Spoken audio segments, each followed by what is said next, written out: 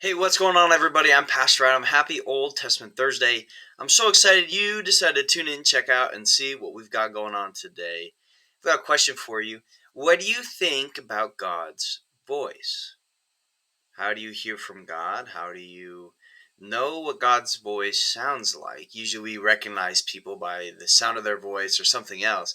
How do we recognize God's voice? Check this out. Psalm 29, it says this: Ascribe to the Lord, you heavenly beings. Ascribe to the Lord glory and strength. Ascribe to the Lord the glory due his name, and worship the Lord in splendor of his holiness. The voice of the Lord is over the waters. The God of glory thunders. The Lord thunders over the mighty waters. The voice of the Lord is powerful. The voice of the Lord is majestic. The voice of the Lord breaks the cedars. The Lord breaks in pieces the cedars of Lebanon.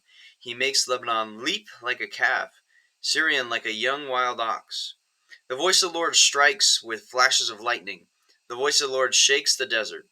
The Lord shakes the desert of Kadesh. The voice of the Lord twists the oaks and strips the forest bare. And in his temple all cry, Glory. The Lord sits enthroned over the flood. The Lord is enthroned as king forever. The Lord gives strength to his people. The Lord blesses his people with peace. What does this psalm mean to you? What do I want to get out of this? We talked about, what does God's voice sound like? How do you know all these different things, right?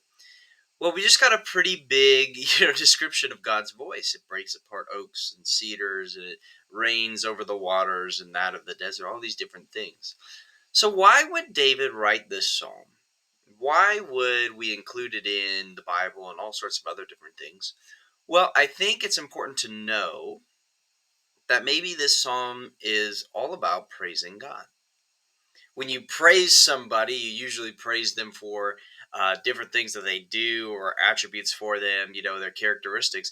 Well, here David is praising God for his voice, how powerful it is, how majestic the Lord is, how the thunder, he's the God of the thunder. He thunders and breaks apart, cedars and oaks and all these different things.